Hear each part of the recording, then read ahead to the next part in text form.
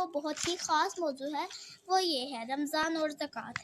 زکوٰۃ کا کوئی خاص مہینہ مقرر نہیں ہے، بلکہ جب بھی سال پورا ہو جائے زکوٰۃ ادا کرنا فرض ہو جاتا ہے، چاہے کوئی بھی مہینہ ہو۔ لیکن دیکھا گیا ہے کہ عموماً لوگ رمضان میں زکوٰۃ ادا کرتے ہیں، اس لیے زکوٰۃ کے موضوع پر تفصیل سے بیان کرنے لگی ہوں۔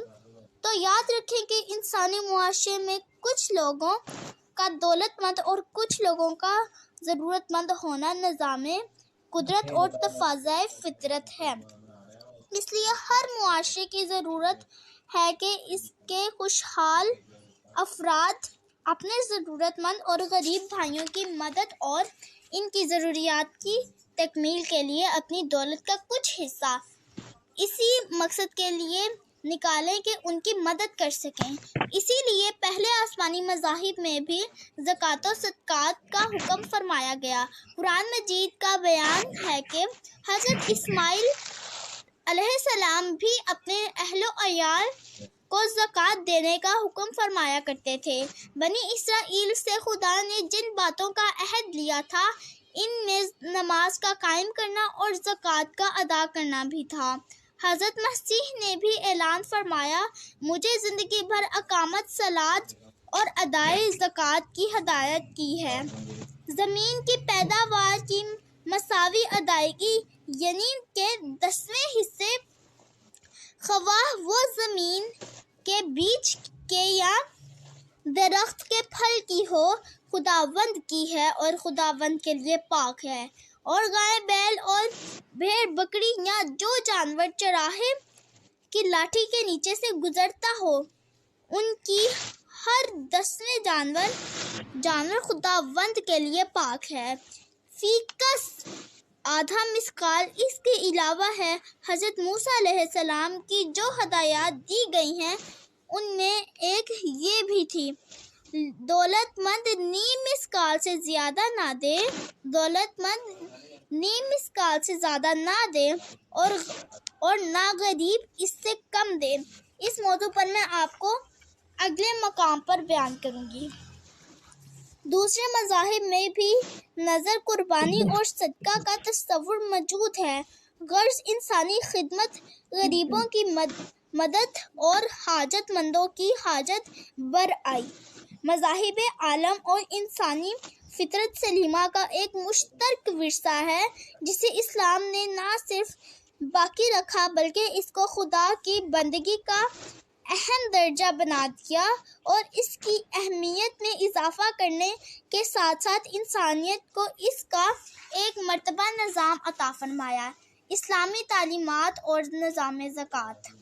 اسلامی تعلیمات کا اولین اور مستند ترین سرچشمہ قرآن مجید ہے۔ قرآن مجید نے زکوٰۃ کو جو اہمیت دی ہے، اس کا اندازہ اس سے کیا جا سکتا ہے کہ اس نے 20 مقامات پر زکوٰۃ کو اسلام کے رکن اول نماز کے دوش بدوش ذکر کیا ہے۔ اس فقرے پر غور کریں۔ 32 مقامات پر صریحاً زکوٰۃ کا اور 15 مقامات پر صدقہ کا ذکر آیا ہے۔ 32 مقامات پر صریحاً زکوٰۃ کا اور 15 مقامات پر صدقہ کا ذکر آیا ہے۔ مختلف سیاق میں رحمت خداوندی کا حقدار ہونے کے لیے ایمان و تقویٰ کے ساتھ زکوٰۃ کی ادائیگی کو بھی شرط قرار دیا گیا اور فرمایا گیا، زکوٰۃ تمہارے مال میں کمی کا سبب نہیں بلکہ برکت و اضافہ کا باعث ہے۔ زکوٰۃ تمہارے مال میں کمی کا سبب نہیں بلکہ برکت و اضافے کا باعث ہے۔ آخرت میں اس کا جو ثواب ہے، اس کو اللہ تعالیٰ نے اس طرح بیان فرمایا، اللہ کی راہ میں خرچ کرنے والوں کی مثال اس بوئے گئے دانے کی ہے جس میں 7 بالیاں نکل آئیں اور ہر بالی میں 100 دانے ہوں۔ اللہ جس کے لیے چاہتا ہو 2 چند کر دیتا ہے اور وسعت والا اور علم والا ہے۔ جو لوگ زکوٰۃ ادا نہ کریں اور غریبوں کے اس حق سے منہ پھیریں،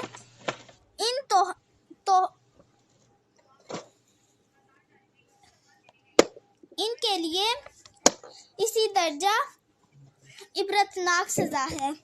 जिस दिन सोना चांदी दोज़ख की आग में गर्म किया जाएगा, फिर इससे पेशानियां, पहलू और पुष्ट दागे जाएंगे और कहा जाएगा कि यही माल है जो तुमने अपने लिए जमा किया था, अब इस माल का मज़ा चखो।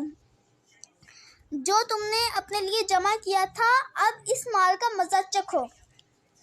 कहीं फरमाया गया कि इसके माल का तोक अजाब बनाकर इसी के गले में डाला जाएगा। वाक़या है कि अमाल सालिहा में नमाज के बाद जिस ताकीदो एहतमाम और कसरतो तकरार के साथ कुरान मजीद ने ज़कात, सदक़ात, इन्फाक, इंसान की कदर, मदद, यतीमों और हाजतमंदों के साथ हुस्न सलूक के साथ जिक्र किया है। किसी और अमल पर इस अहमियत के साथ जोर नहीं दिया जाएगा। अगले बयान में मैं आपके साथ ज़कात ना देने की नहूसतें बयान करूँगी। शुक्रिया।